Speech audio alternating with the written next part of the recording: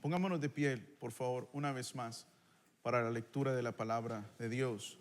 Lucas capítulo 14, del versículo 25 en adelante. Dice la palabra del Señor así: grandes multitudes iban con él, y volviéndose les dijo: si alguno viene a mí y no aborrece a padre y madre y mujer e hijos y hermanos y hermanas, y aún también su propia vida, no puede ser mi discípulo. Y el que no lleva su cruz y viene en pos de mí, no puede ser mi discípulo. Porque ¿quién de vosotros, queriendo edificar una torre, no se sienta primero y calcula los gastos, a ver si tiene lo que necesita para acabarla? No sea que después que haya puesto el cimiento y no pueda acabarla, todos los que lo vean comienzan a hacer burla de él, diciendo: este hombre comenzó a edificar y no pudo acabar. ¿O qué rey al marchar a la guerra contra otro rey no se sienta primero y considera si puede hacer frente con 10,000 al que viene contra él con 20,000? Y si no puede, cuando el otro está todavía lejos, le envía una embajada y le pide condiciones de paz.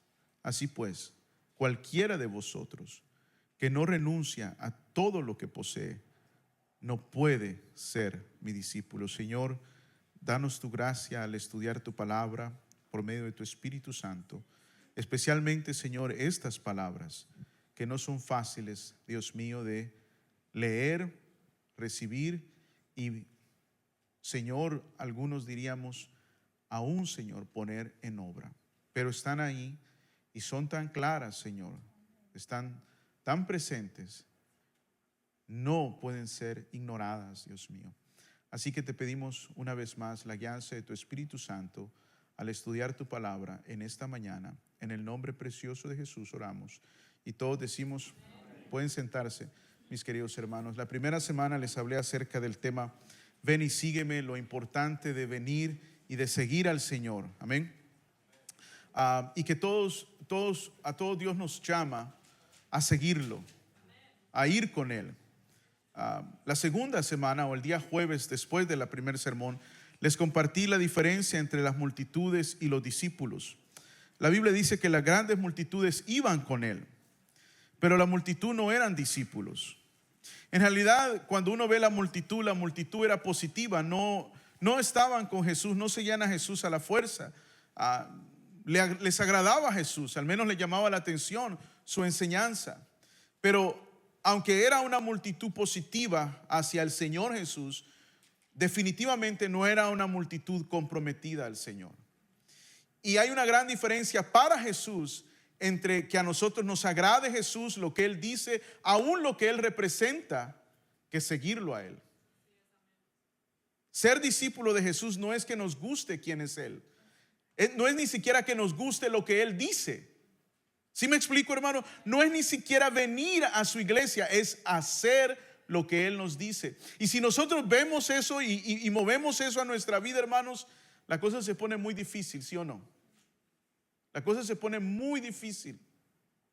Y si nosotros, hermanos, utilizamos eso como un filtro el día de hoy para nuestras propias vidas y para la gente, todos los que decimos que somos o profesamos creer en el Señor, creo que la situación es aún más complicada.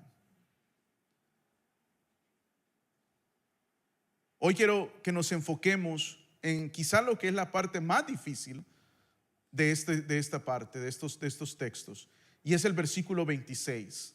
Si tiene sus Biblias, quiero que enfoque su vista a ese versículo. Y dice así: si alguno viene a mí, fíjese esto, cada palabra es importante aquí. Si alguno viene a mí y no aborrece, mire la palabra en inglés, la palabra que más se utiliza en hate, H-A-T-E, hate, y no aborrece, es una palabra muy fuerte, y no aborrece a su padre y madre y mujer e hijos y hermanos y hermanas, y luego agrega, como si eso no fuera suficiente, que ya lo es, para completamente trastornarnos mentalmente a los que estaban escuchando al Señor. y también agrega su propia vida. Y luego mire lo fuerte del Señor Jesús. Él no da ninguna cabida. No puede ser mi discípulo. No dice le costará, no dice será más difícil, dice no puede ser mi discípulo.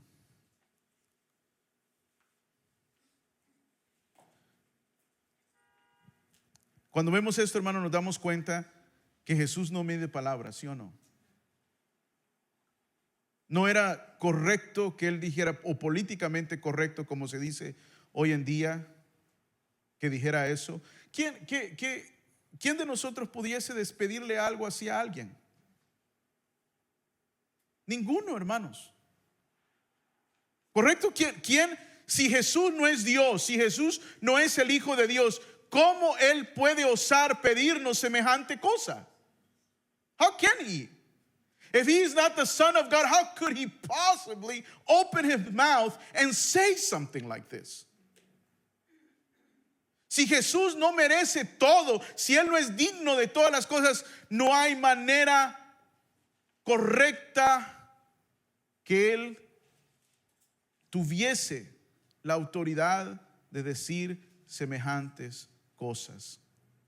Yo me imagino que cuando la multitud que lo iba siguiendo escuchó esto, se quedó probablemente más perplejos que nosotros esta mañana. Nosotros ya estamos un poquito curtidos, ¿sí o no? Ya lo hemos escuchado antes y ya no nos da el shock que debería de darnos, y eso es una lástima. Eso es una lástima. ¿Por qué, hermanos? Por algo que les he compartido. Se nos ha enseñado en nuestro caminar cristiano que una simple oración nos hizo discípulos de Jesús. Venir a la iglesia nos hizo discípulos de Jesús. Crecer en una familia cristiana nos hizo discípulos de Jesús. Y ese es el temor. El temor es lo que dijo Jesús en Mateo capítulo 7, y en aquel día muchos me dirán. Ese es el temor. ¿Sí me explico, hermanos? Y por eso constantemente debemos de traer esto a la conciencia de todos nosotros. Las palabras del Señor acerca de lo que representa ser su discípulo. Estas palabras, hermanos, después de Mateo capítulo 7, cuando Él dice, y en aquel día muchos me dirán, Señor, Señor, y yo les diré, no los conozco. Probablemente esas son las más duras en toda la Biblia, pero después de esas palabras están estas, donde Él nos manda a aborrecer a padre, madre, mujer e hijos, hermanos y hermanas, y aún también nuestra propia vida. Y luego Él agrega, y si no están dispuestos a hacer esto, no pueden ser mis discípulos. Se requiere, hermanos, tener un espíritu enseñable, a teachable spirit, para recibir estas palabras. ¿Por qué? Porque son difíciles para todos, no hay excepción. No hay excepción. Jesús dijo que si queríamos seguirlo, deberíamos, entre comillas, odiar, aborrecer a las personas mismas que nos trajeron a este mundo. ¿No es eso lo que está leyendo usted ahí? No, yo le pregunto, porque no es eso, porque algunos se me están quedando viendo como si yo les estuviera diciendo una mentira. Are you not reading it? No, es que no lo estamos leyendo, porque sí, en serio, algunos me están quedando viendo así como, read it. Léalo, allí está. No son mis palabras, ni siquiera son las palabras de Pedro, de Juan, son las mismas, son las palabras del Señor, de su propia boca, forzando a esta multitud a tomar una decisión. Y al forzarlos o al motivarlos, si usted quiere usar esa palabra, a tomar una decisión, no usa una predicación que atrae, que alegra, que motiva, que inspira, sino que Jesús utiliza las palabras más duras, el llamado más difícil que se le puede hacer a una persona para filtrar entre aquellos que verdaderamente lo quieren seguir y los que no lo quieren seguir. Creo que eso debe de ser así aún el día de hoy. Mi madre, cuando yo veo odiar a tu propia madre, mi mamá, ¿dónde está mi mamá? Por aquí. No vino a la iglesia. Oh, no, ya está. Yo amo a mi esposa con todo mi corazón y mi esposa lo sabe muy bien, pero en la vida yo considero que el amor de la madre es el amor más perfecto que hay después del de Dios. Esa es mi opinión, no lo dice la Biblia. Perdóneme por decir mi opinión. Cuando yo pienso en mi mamá, yo pienso en alguien que me ama, no importa lo que yo sea, cómo me comporte. Me vio bonito desde que nací y me ve bonito todos los días. Se preocupa por mí siempre. Y Jesús me dice que tengo que aborrecer a la mujer que me trajo al mundo por amor a Él. No sé cuánto de ustedes, a mí me cuesta leer eso, pero está ahí. ¿No está ahí? Está ahí.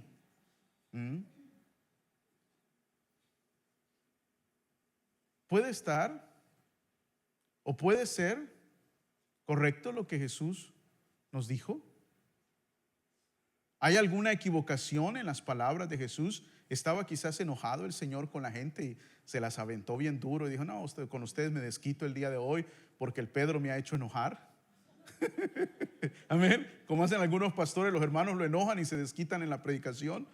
¿Me está verdaderamente diciendo Jesús que debo aborrecer a mi esposa, a quien le juré amor por toda mi vida? ¿A quien juré ser fiel y estar con ella por siempre? ¿Cómo puede ser eso?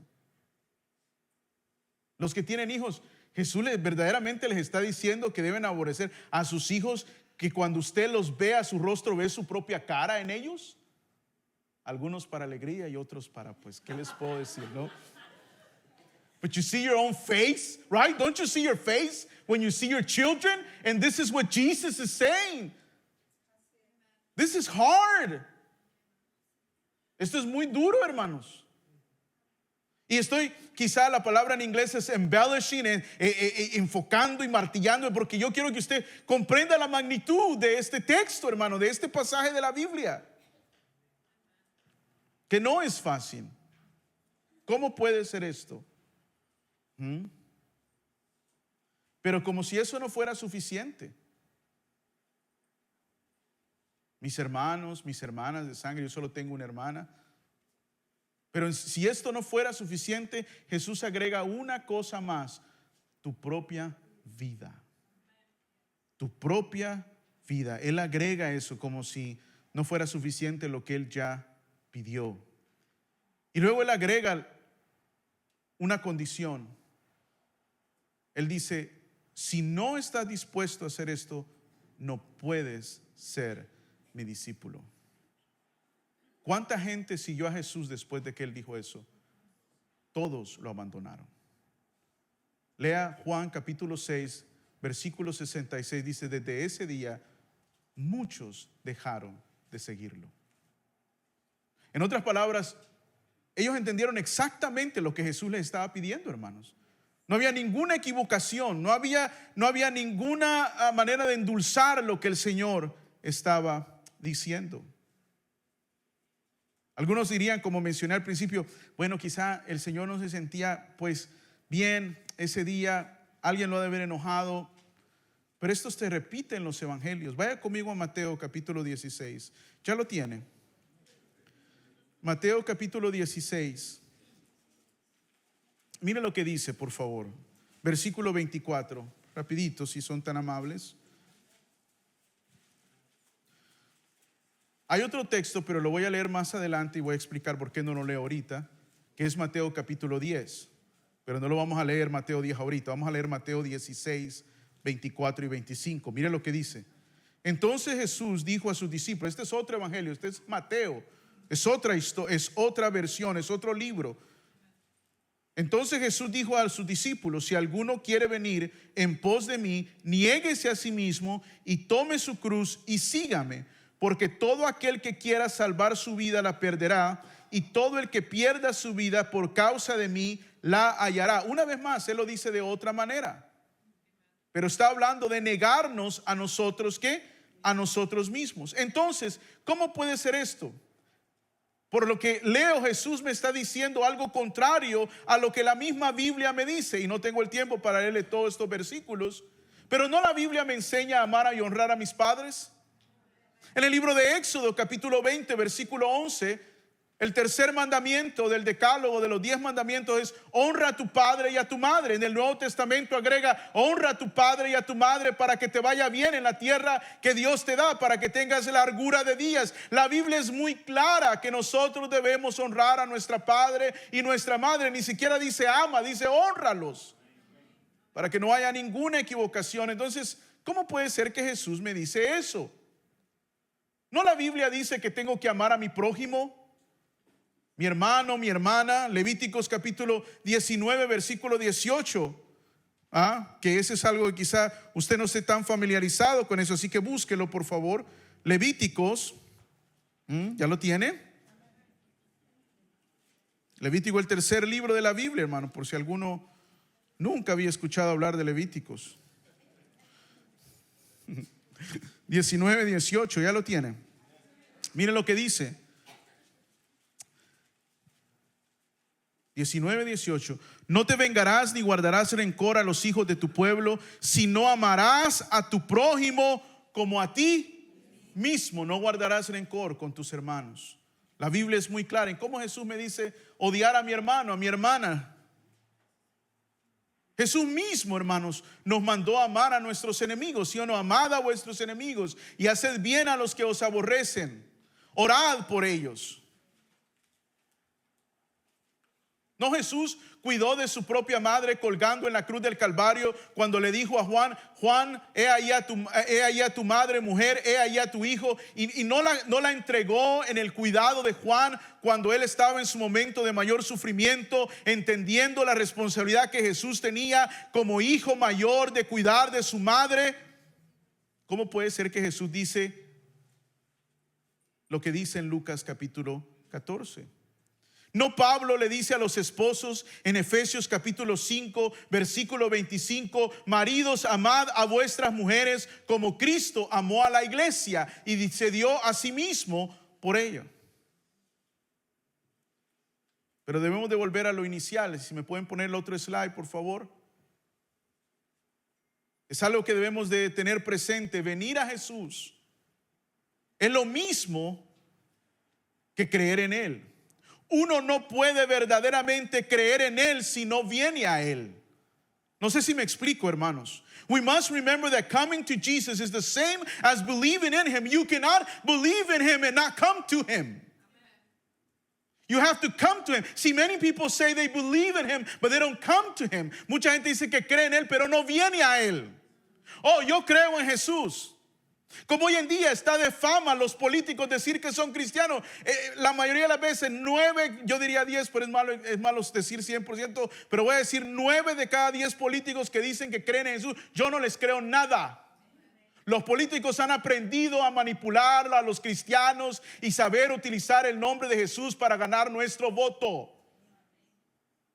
Y se los digo, hermano, porque en una semana son elecciones aquí en los Estados Unidos. Y la Biblia les dice algo y nos dice algo que me lo recordó y se los mencioné hace años atrás. Maldito el hombre que confía en el hombre, maldito el hombre que no confía en Dios. Ningún hombre o mujer es nuestra salvación, ni nuestra esperanza, ni nuestro futuro. ¿Me está escuchando? Nuestra esperanza, nuestro futuro nunca está en las manos de ningún hombre pecador, ni mujer pecadora. No importa quién se siente en la Casa Blanca, eso es irrelevante a nosotros.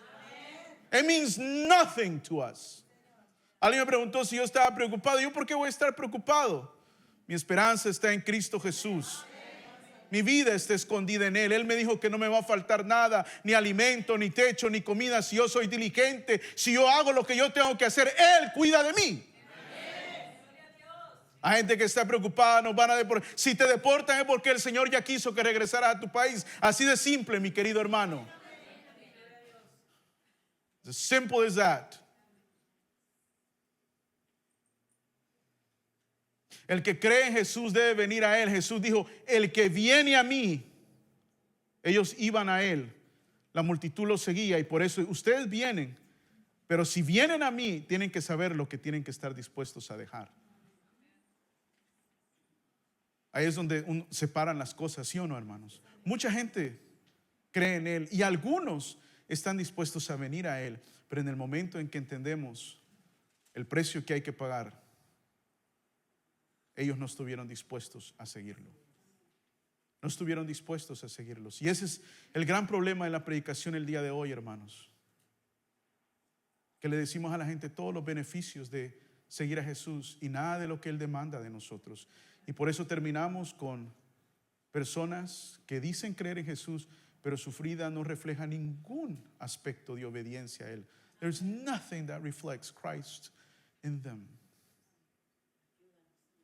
Y ¿se acuerda que yo le dije hace tiempo atrás? ¿Cuál es el mayor peligro de la iglesia el día de hoy? Los pastores, nosotros, que no predicamos la verdad. Este mensaje no es cómodo ni agradable, ni, ¿sí o no, hermano? ¿Nos incomoda? Yo creo que sí.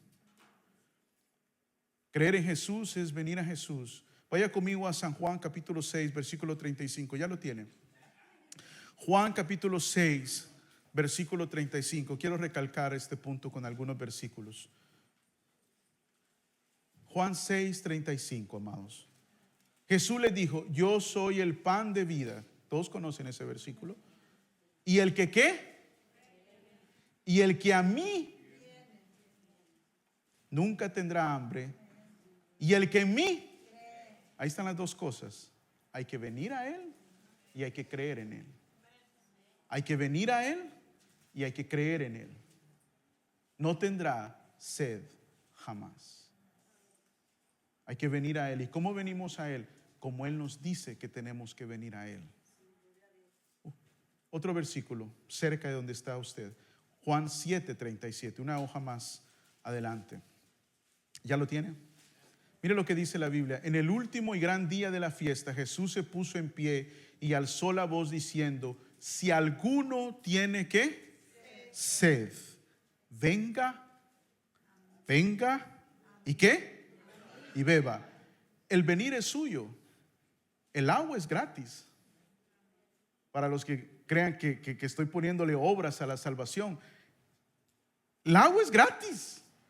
El perdón es gratis. La salvación es gratis.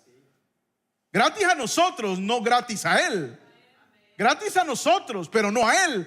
Pero el venir es nuestro. To walk to Him, that's our part. He ain't walking to us.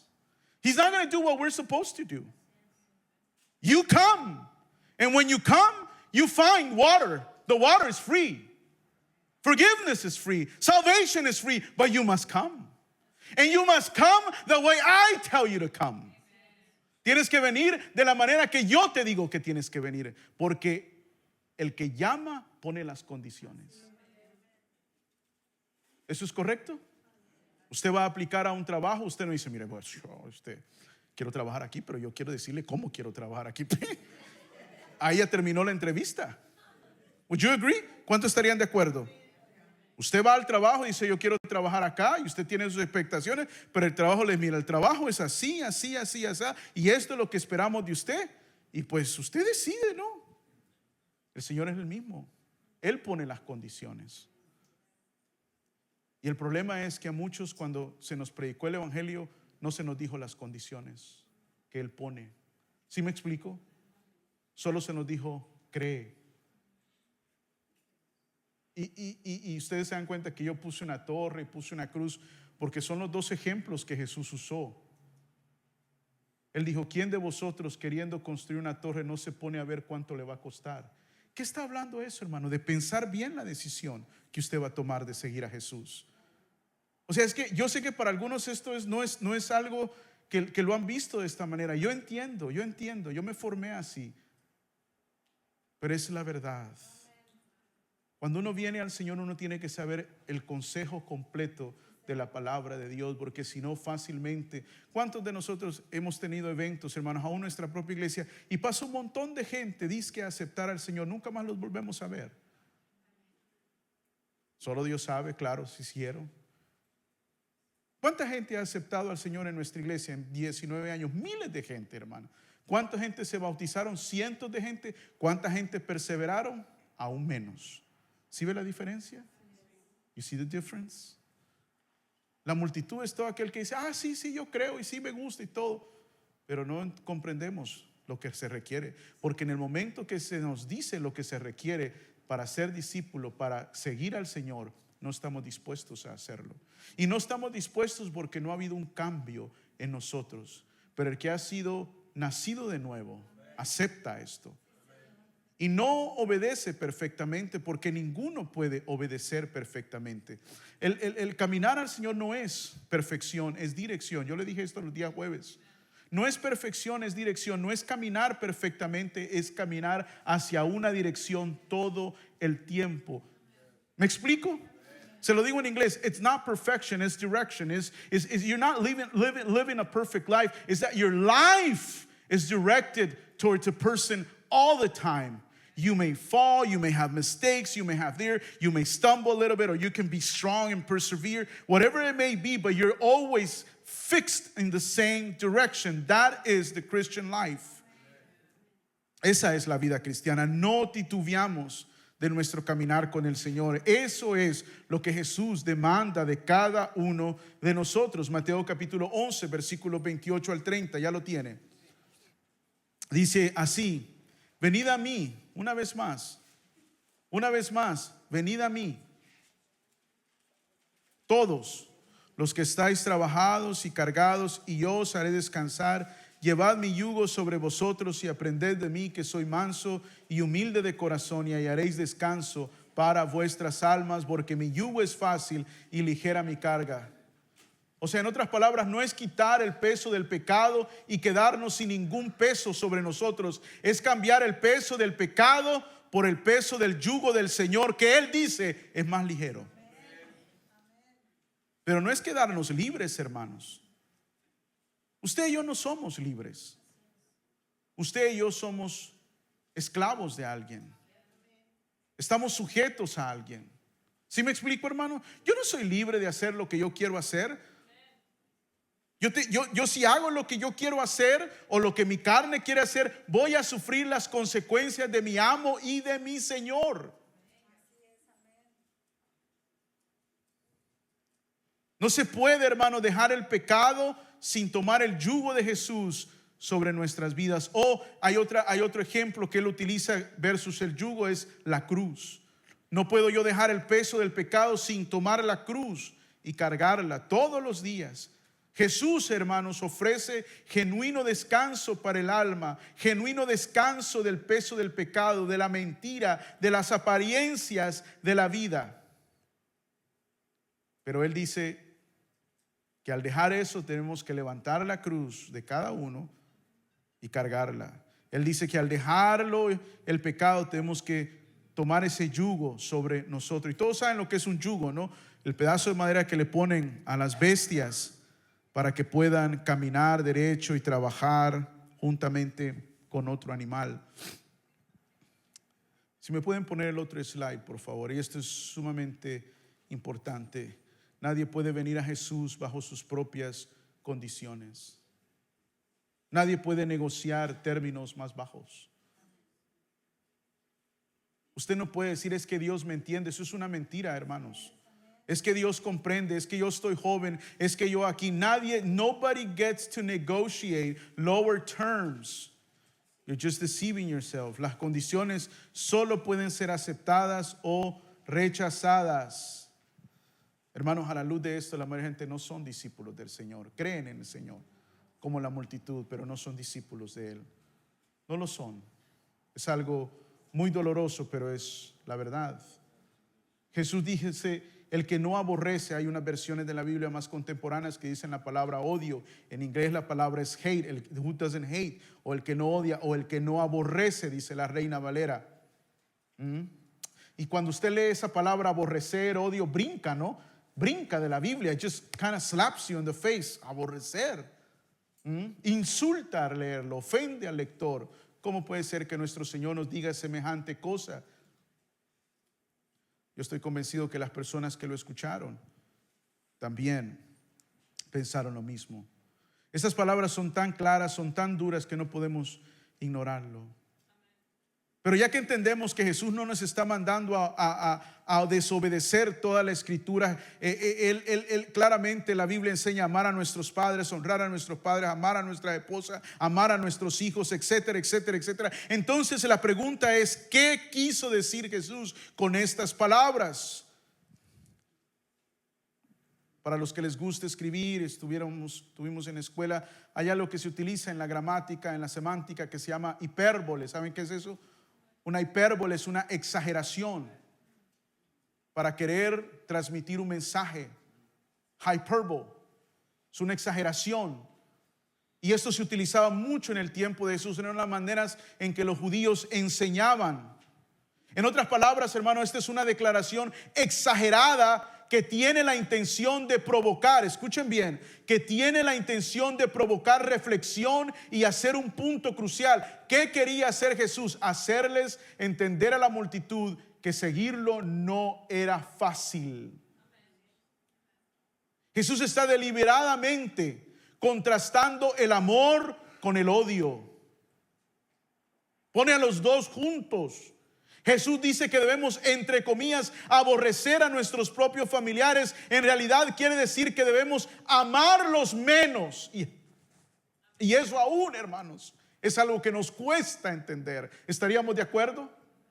Pero eso es exactamente lo que Jesús dice en esta palabra. Aquí, debes amar menos a las personas que amas más en comparación a mí. Debemos amarlos menos de lo que lo amamos a Él. Indica que cualquiera que quiera seguir a Jesús debe amarlo a Él más que a las personas más cercanas a ellos. Debemos amarlo a Él más que a cualquier persona o cosa en este mundo. Para los que han sido regenerados por el Espíritu Santo, hemos nacido de nuevo, entendemos esto, y aunque es difícil, lo aceptamos con amor porque hemos entendido su grandeza. ¿Sí o no, hermanos? ¿Quién es Él? Lo bello que es Él y cómo Él es digno y merecedor del más profundo, grande y perfecto de nuestro amor. Si me pueden poner por el siguiente dispositivo, por favor. Esta es probablemente la oración más importante de este sermón.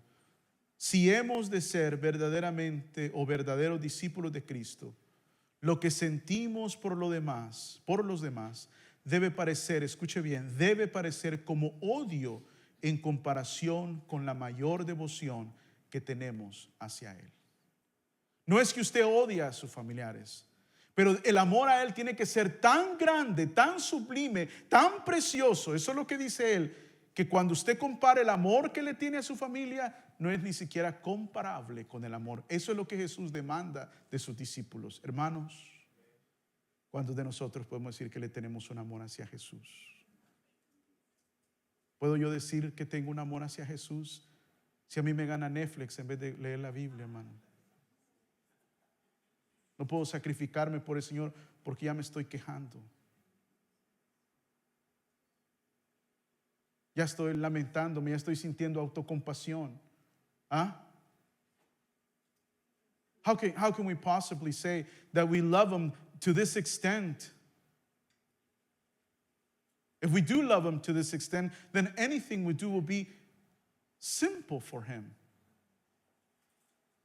No tengo el tiempo para leerlo, pero en Génesis hay un ejemplo perfecto de esto, y es cuando Dios dice: a Jacob amé y a Esaú desprecié. En realidad Dios despreció a Esaú. No, Dios amaba a Esaú, pero comparado a como amaba a Jacob, si usted compara esos dos amores, era como despreciar a Esaú. Do you understand that?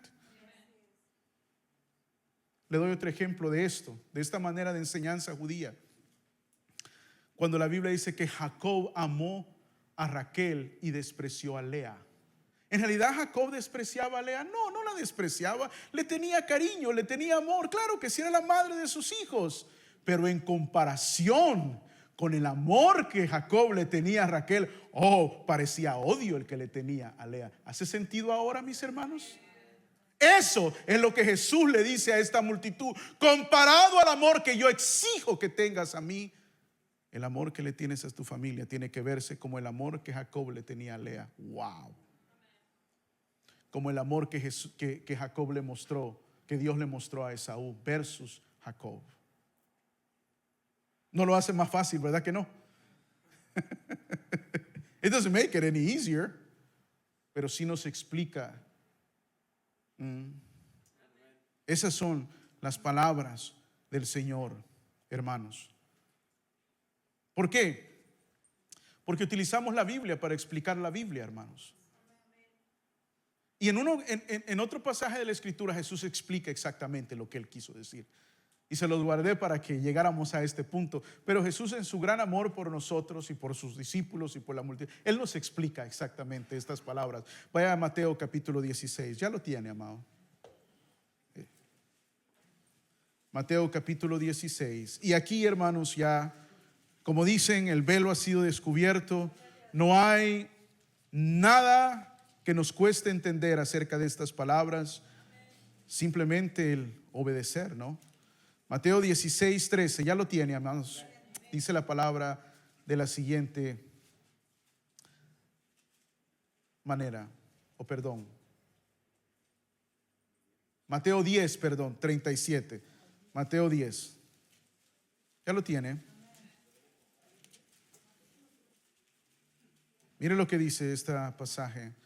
Mateo 10, 37, amados. You need to circle this, I would imagine. Dice así: el que ama a padre o a madre más que a mí, no es digno de mí. There you go. There you go. It's very simple. I mean, simple in the words. Es simple de entender. Lo vuelvo a leer.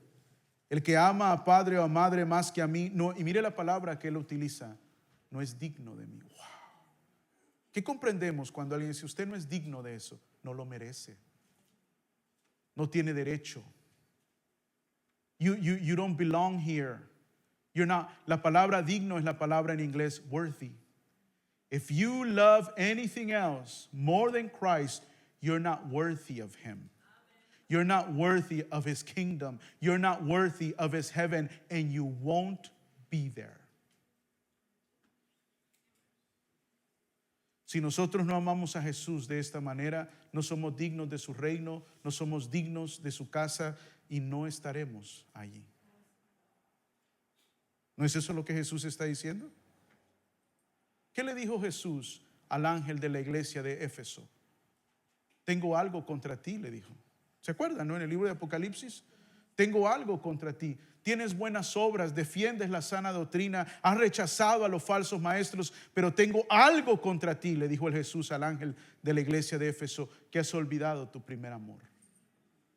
You forgot who your Lord is. La película de Lion King, no la nueva, no la de caricaturas, hay una escena que me encanta y la quitaron de la película que hicieron real, y es cuando Simba anda ahí cantando Hakuna Matata con el Pimbo y todos esos, ¿no? Y se le aparece su padre Mufasa. ¿Se acuerdan esa escena en el cielo? Y lo primero que Mufasa le dice a Simba, le dice, have you forgotten who you are? ¿Te has olvidado de quién eres? Y Simba le dice, no, yo no me he olvidado de quién soy. Te has olvidado de mí. Por ende, te has olvidado de quién eres. And I thought, man, that is just a perfect example of our relationship with God. No, yo sé quién soy en Cristo. No, porque nos hemos olvidado de amarle a Él sobre todas las cosas. Cuando pensamos en el sufrimiento y lo que conlleva el ministerio, le decía a los hermanos, no me acuerdo en qué reunión, hace unos tiempo atrás, estaba haciendo mucha autocompasión. ¿Por qué esto, Señor? ¿Y por qué aquello? Y entré en un estudio junto con varios hermanos varones de la vida del apóstol Pablo y la vida del Señor. Y todos debemos de sufrir por Cristo. Y debemos de exponernos al sufrimiento.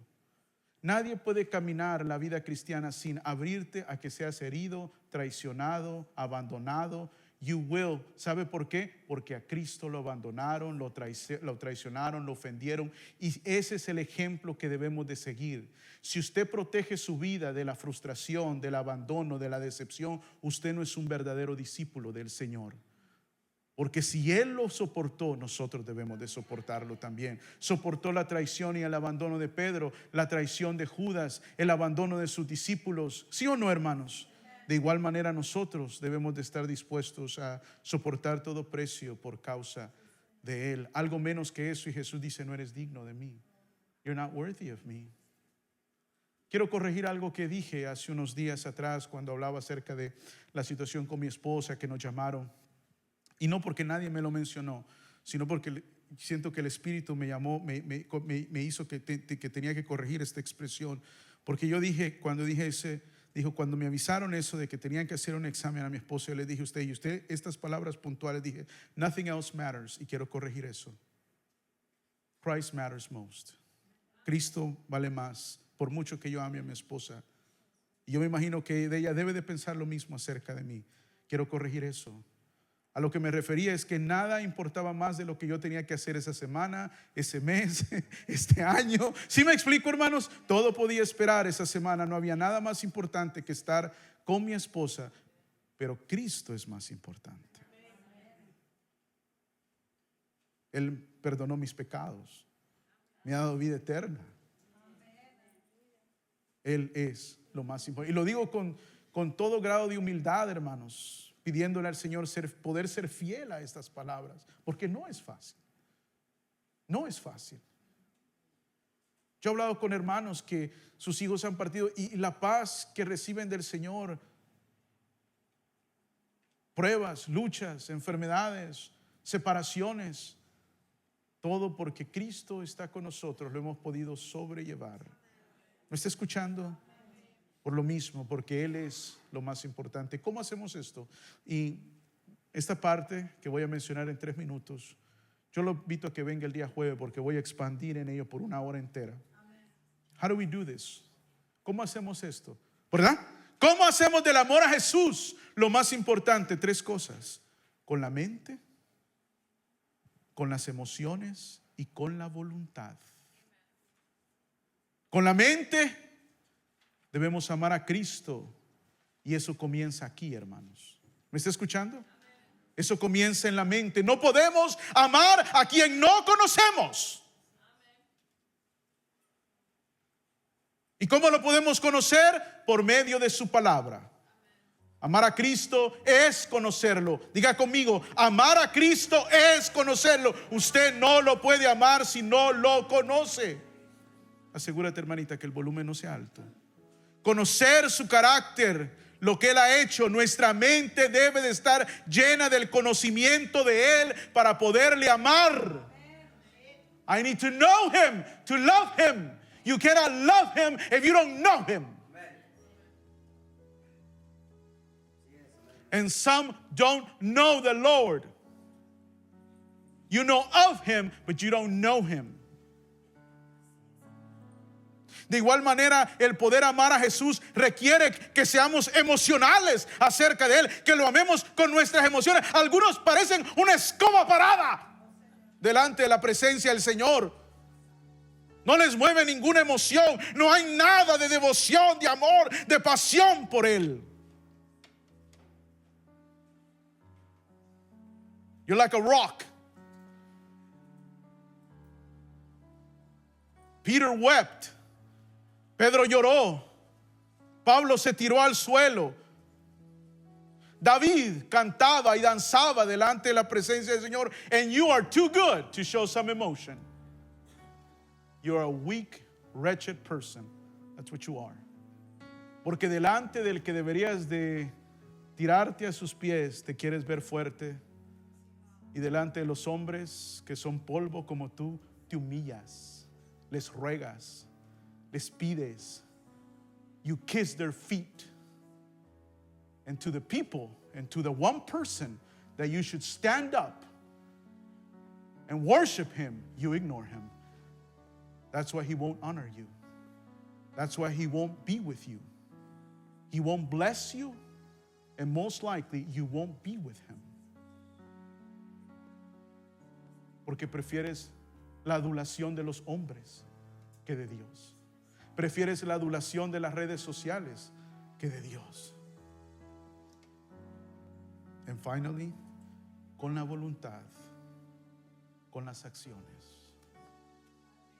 ¿Cómo vivo todos los días? ¿Cómo hago esto, pastor? Venga el jueves. I'll talk more about that. Pongámonos de pie. Vamos a orar.